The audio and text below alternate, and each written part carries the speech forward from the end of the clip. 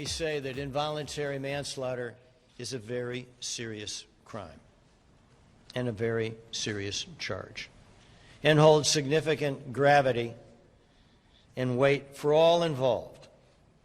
And I don't take this lightly, not one bit.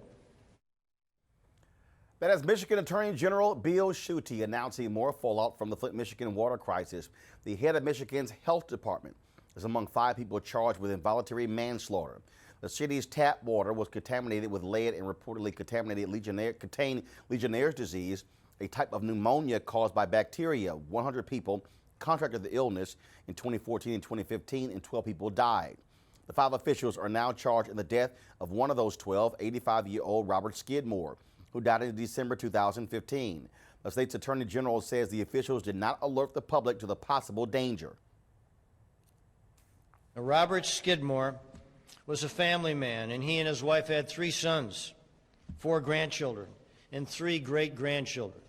He worked at the Fisher Body Plant in Grand Blanc for 37 years. He died in December of 2015 of Legionnaire's disease. Now, the state's chief medical executive, Dr. Eaton Wells, will be charged with obstruction of justice. Also charged with involuntary manslaughter, Nick Lyon, director of the Michigan Department of Health. Leanne Schechter-Smith, Michigan's former top drinking water official. She was previously charged with a felony of misconduct in office and a misdemeanor charge of willful neglect of duty. Howard Croft, Flint's former director of public works. Croft was previously charged with felony false pretenses and conspiracy to commit false pretenses. Stephen Bush, water supervisor for the Department of Environmental Quality. And Darnell Early, Flint's former emergency manager. Early, shown here on News 1 Now last year, was previously charged with felony false pretenses, conspiracy to commit false pretenses, misconduct in office, and a misdemeanor charge of willful neglect of duty. In all, 15 people have been charged with 51 counts. 2 folks have pled no contest to lesser charges. None of the cases have gone to court as of yet. Joining me on Skype from Flint, Michigan is Nayyirah Sharif, the director of Flint Rising. Your thoughts, Nayyirah, about these additional folks being indicted? Well, thank you for having me on, Roland. While I'm very happy and pleased that more people have been charged, in some ways it feels that the Attorney General speaks with a forked tongue, because he is still defending the emergency manager law, which created this whole climate and created the water crisis in court. And while this is good for Flint residents as we strive on the path to justice and reparations for what happened as a result of the largest public health disaster that was caused by man in the history of this country, we're still living our lives with bottled water, and we are still paying a premium price for poisoned water. And when you look at, again, top officials, not just low-level folks, certainly this is an AG who initially was very reticent about getting involved, now recognizing that he has to step up. Yes, and it seems that he may have some gubernatorial aspirations next year. While I'm happy that we are finally getting the investigation that we deserve, Flint residents do not need to have political careers built on our backs. Also, the last thing here, when you look at again, whether you're talking about the top health official, not just the former emergency manager, it also shows that the governor's office, they failed to also lead on this as well.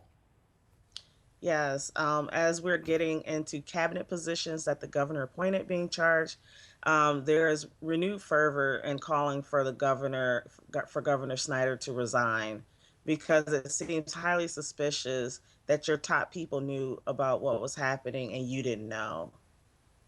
All right, then, we really appreciate it. Thanks a bunch.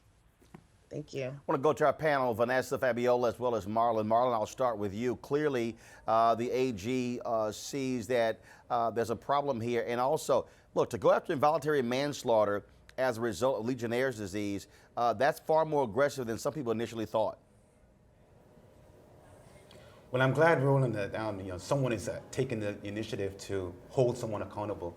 Whether it's the state of our schools, state of water quality, public housing, Black America is always on the fringe of being challenged with these types of issues. So I'm really glad that the AG is taking some effort, but Governor Snyder is still at the top of the spear with regards to what should have been done a long, long time ago with regards to this issue. Vanessa, on that particular point, again, Flint pretty much, folks, is dropped off the radar in terms of national attention. The people there are still impacted by these decisions. It's going to be at least 3 years before pipes are replaced, before things are back to normal, and folks simply want justice. Absolutely, and that is clearly understandable, and I'm glad that the litigation is going to take place, Roland, because we have really forgotten about Flint. I mean, let's just be honest. And it's just shameful that the people that are living there in those conditions are still enduring such inhumanity. I find it difficult that in spite of this move toward litigation, that someone like the governor can even sleep at night, knowing that a number of families and children are going to be affected for generations. So I'm glad that they're doing what they're doing, and I'm glad that you're talking about this particular issue. The mayor is my sorority sister, and you have just motivated me to go back to my chapter and make sure that we don't let the Flint issue drop off the radar. So thank you very much for bringing this up. Fabiola? I'd also like to add that it's important that we do keep the conversation going at a national level. We still don't know what the long-term impact is going to be to the residents. I think that the individuals from top to bottom need to be dealt with a heavy hand just because of the long-term impacts that it'll have. And so somehow, some way, we need to also understand what the needs of the residents are, what it'll require, not just locally, but nationally as well, from a health perspective, socially, mentally, in all capacities. And so we just can't forget about Flint. We can't forget about the people and what their daily needs are. I'm sure the governor is drinking a tall glass of water, crystal clear. He has no concerns. And same water that he could drink, all residents deserve the same quality of water. And we need to understand that Flint could easily be anywhere else. We need to conversation going at a national level so that we're closely examining public health from all communities. Flint, I'm sure, is not an isolated incident. I'm sure there's other Flints around the country. And so we really need to keep people to the fire and make sure that what we're charging people to do is what they're actually doing for public health and for the well-being of the community. All right, folks, hold tight 1 second. Coming up next on News 1 Now, still no verdict in the Bill Cosby trial. What is taking jurors so long? We'll explain that next. Also, a conversation with the mayor of Miami Gardens, Oliver Gilbert, about what's going on in the predominantly Black South Florida city. All of that next. News 1 Now on TV1.